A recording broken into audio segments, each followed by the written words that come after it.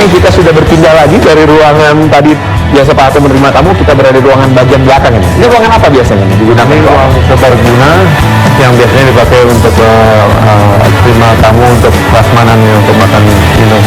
Di sini kalau kita bisa lihat ya, biasa ya, ada koleksi lagi butin ya, buci-buci antik ya, ada buci besar, buci-buci.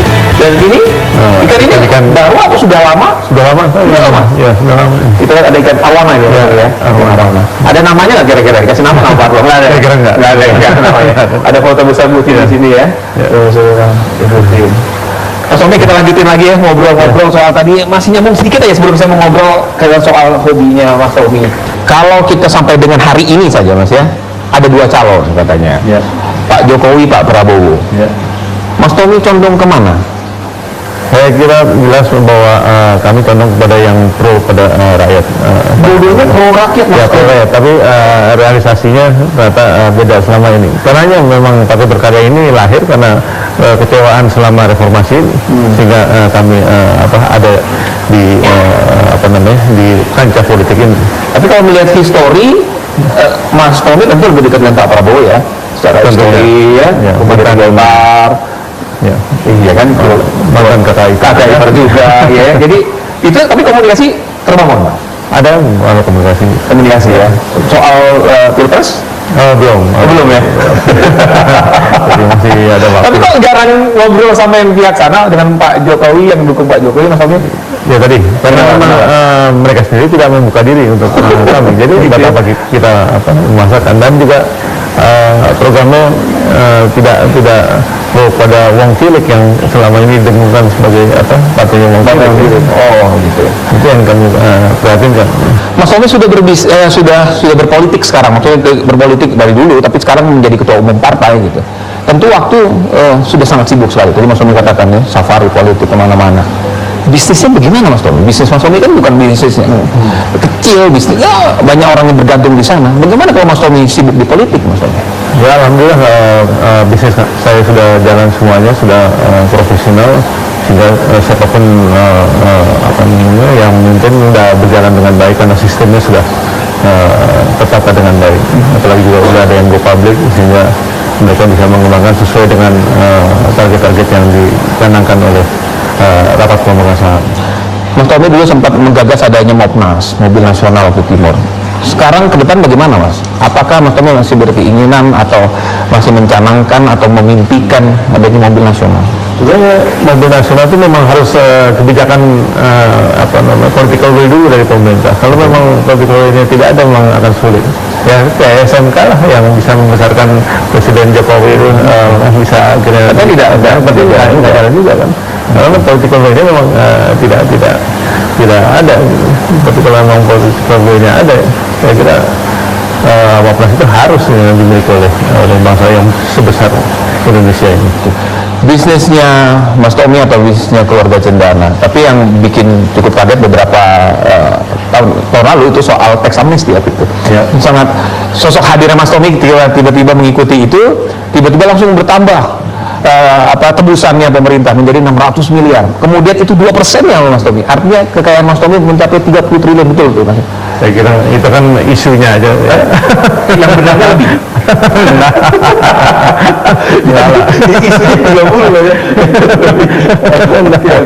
Mas Tommy, soal kalau bisnis, Mas Tommy juga sempat mobil Lamborghini. Bagi mobil sport. Gimana Mas Tommy? Untuk bisnis sekarang saat ini di Indonesia, kan kalau kita lihat mobil terkeluaran terbaru, mobil harga berapapun di Indonesia dibeli. Kan potensi pasarnya besar. Nah, Mas Tommy akan masih geluti bisnis itu? Saya kira sudah lama saya menjual Lamborghini. Dan karena dulu dikaitkan dengan Bappenas Timor. Jadi untuk menyerap atau mengambil teknologi otomotif yang tercepat adalah kita memang harus membeli industri yang sudah mapan, yang sudah terkenal. Itu cara kita shortcut daripada alih teknologi itu.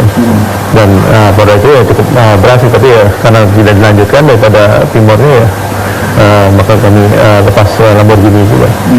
Nah, ke depan Mas Tommy juga ada fokus bisnis di dunia otomotif lagi atau seperti apa? Kan beberapa kan otomotif kan hobi. Tergantung daripada suksesnya Pak Tito ya.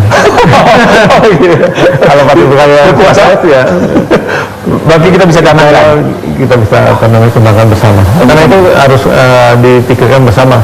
Anak bangsa ini harus punya kepedulian yang sama. Karena buat apa juga kita bikin industri, tapi juga rakyat tidak mau membeli atau tidak mendukung daripada proyek itu, akan sulit.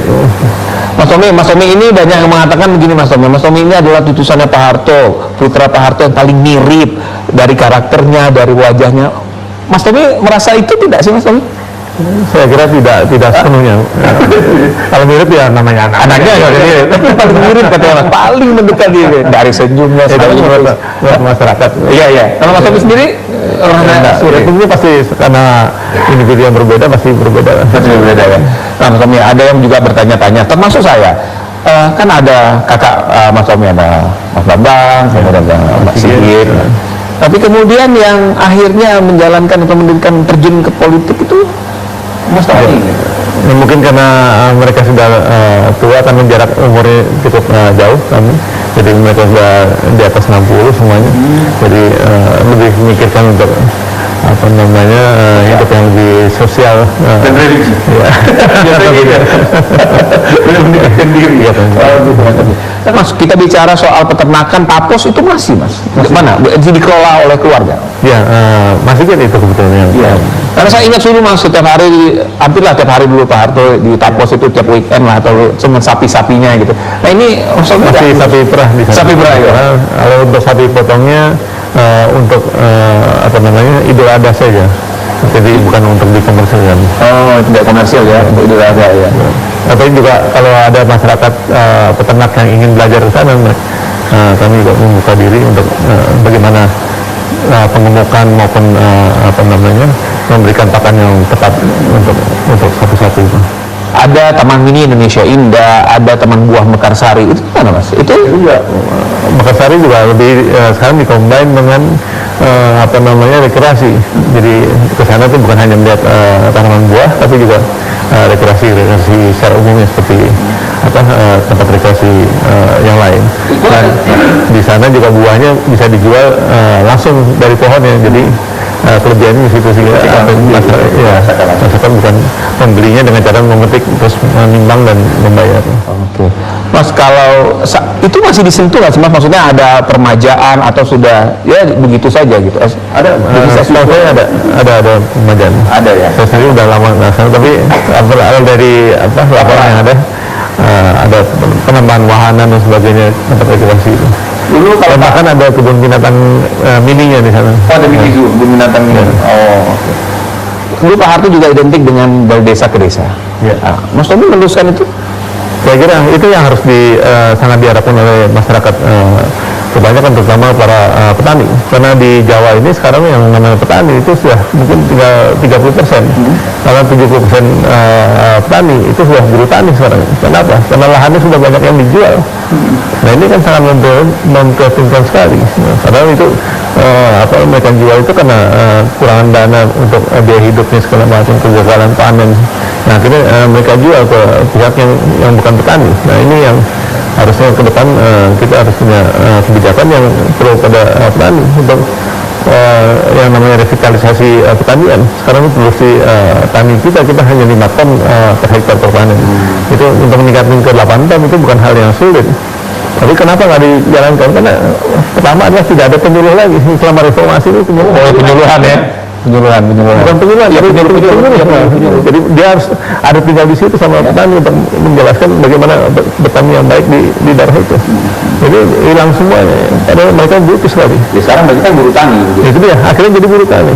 Ya. Akhirnya mereka jadi apa namanya pekerja saja di ladang-ladang itu. Mas Tommy sudah bicara tadi ya panjang lebar, kita mulai dari partai Mas Tommy sekarang, Mas Tommy dengan bisnisnya, Mas Tommy tadi menjalankan peninggalan yayasan-yayasannya Pak Harto. Saya juga akan mengajak Mas Tommy di sini e-talk show itu Mas Tommy, siapapun Mas Tommy, mau ulama, mau siapa, menteri, mau wapres sekalipun, saya challenge. Ada challenge ya dari e-talk show. Iya, serem ya, emang serem Mas. Ini Mas Tommy. Apa komentar? Selamat berjuang untuk 2019. Oh gimana? Selamat berjuang 2019.